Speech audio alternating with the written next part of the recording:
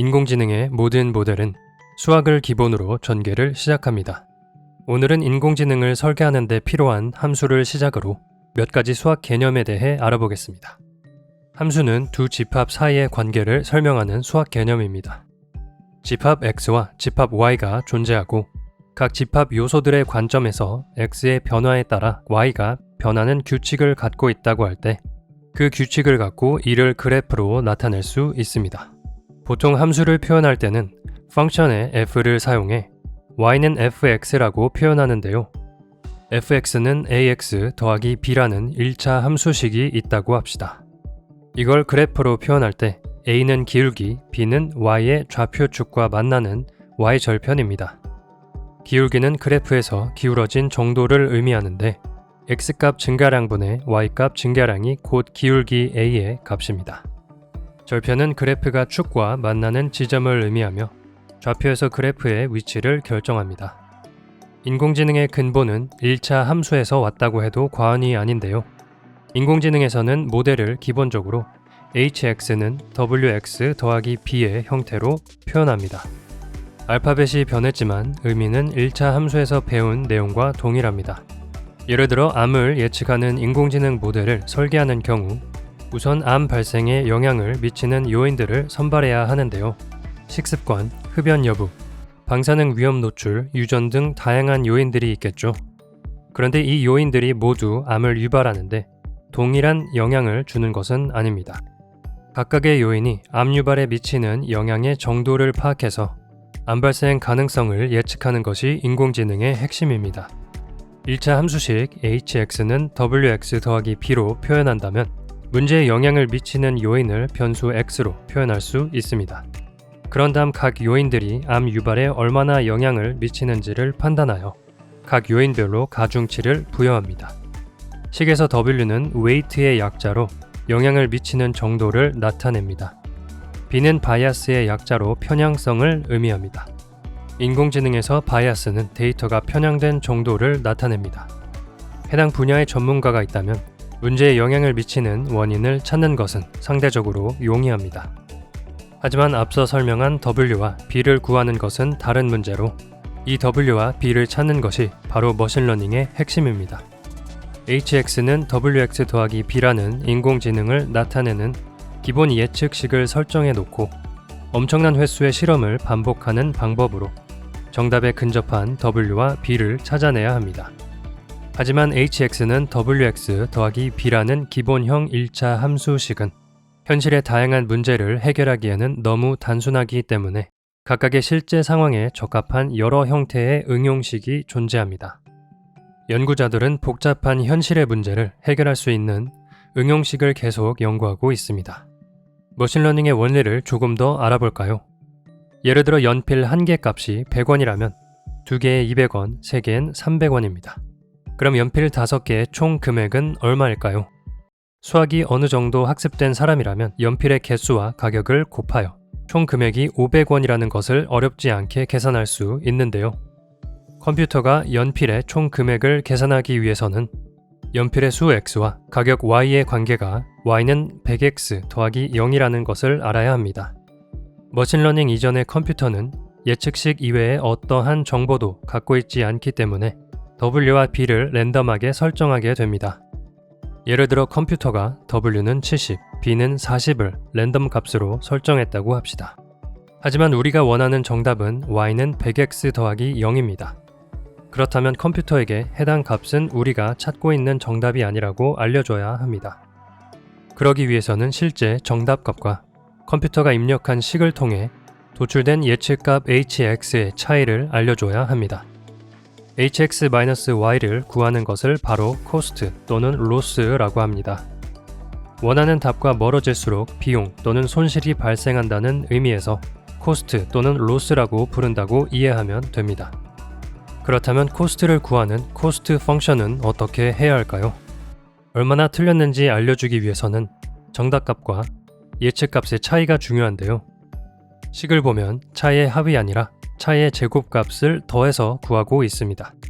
그 이유는 위 그림처럼 정답값과 예측값이 만나는 점을 중심으로 한쪽 면은 음수가 다른 한쪽 면은 양수가 나오기 때문입니다. 음수와 양수의 차이가 동일하다면 더한 값 0을 정답으로 판단하기 때문에 이를 방지하기 위해 각 항을 모두 제곱하거나 절대값으로 처리하여 양수화합니다. 코스트 펑션은 컴퓨터가 세운 가설 hx는 wx 더하기 b에서 w와 b 값의 변화에 따른 정답 y와의 차이인 코스트를 계산하기 위해 사용되는 식입니다.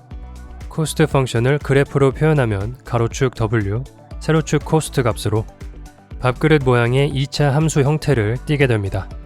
포물선 맨 아래 위치한 최소값은 정답과 예측의 차이가 최소인 곳을 의미하는데요.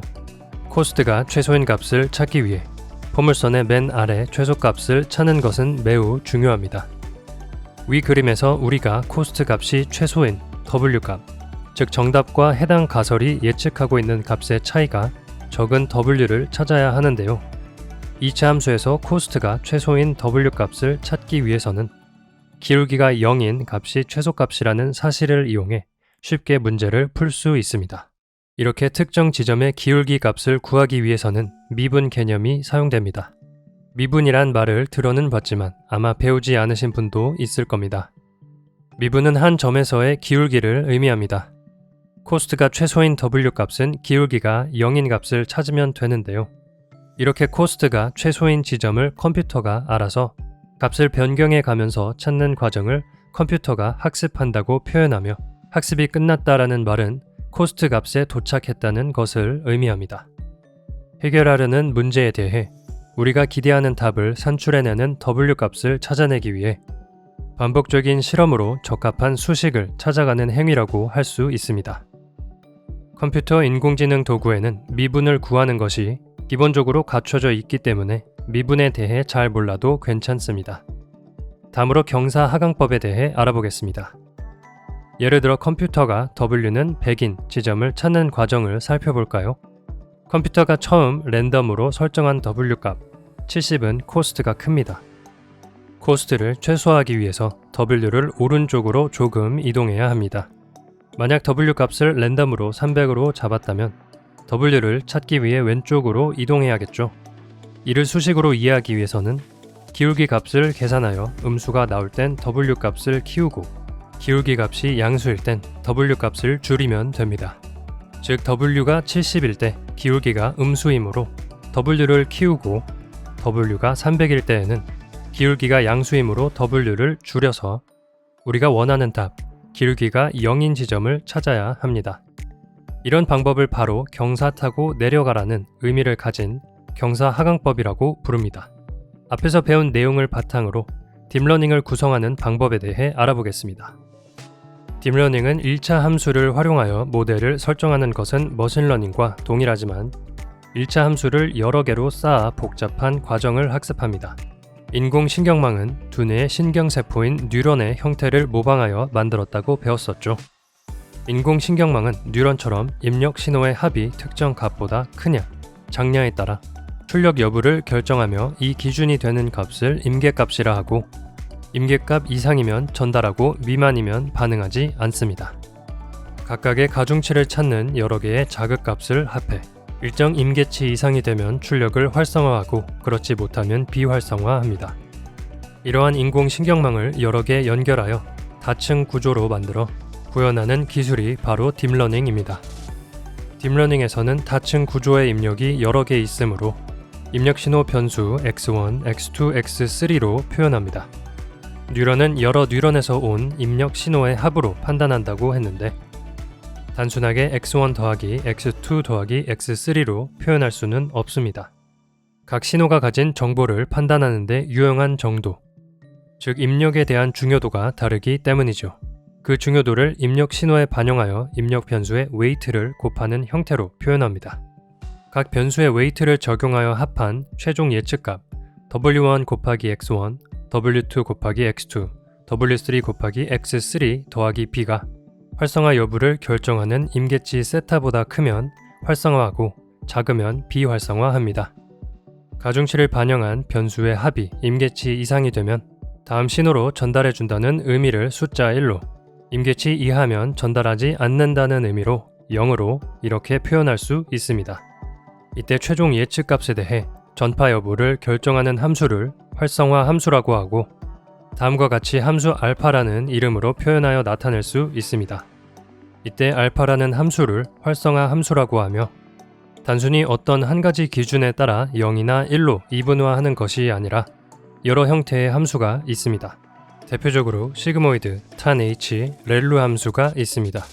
시그모이드 함수는 x의 값에 따라 0부터 1의 값을 출력하는 S자형 함수입니다.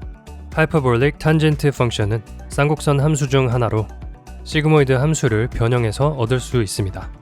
렐루 함수는 가장 많이 사용되는 활성화 함수 중 하나로 시그모이드, tan-h 펑션보다 학습이 빠르고 연산 비용이 적고 구현이 매우 간단하다는 특징이 있습니다. 끝으로 인공지능에 필요한 수학은 어떤 것들이 있는지 살펴보겠습니다. 먼저 선형대 수학은 수학적 대상에 대해 덧셈이나 곱셈과 같은 연산을 정의하고 그 연산에 따라 나타나는 여러 성질과 수학적 구조를 연구하는 학문입니다. 또한 인공지능에서 많이 쓰이는 개념으로 벡터가 있습니다. 인공지능에서는 벡터를 확장시킨 행렬 개념이나 벡터의 공간적 성질, 내적 등에 대한 내용을 다루어 보다 수학적으로 인공지능을 편리하게 표현하고 응용하는 데 도움을 줍니다.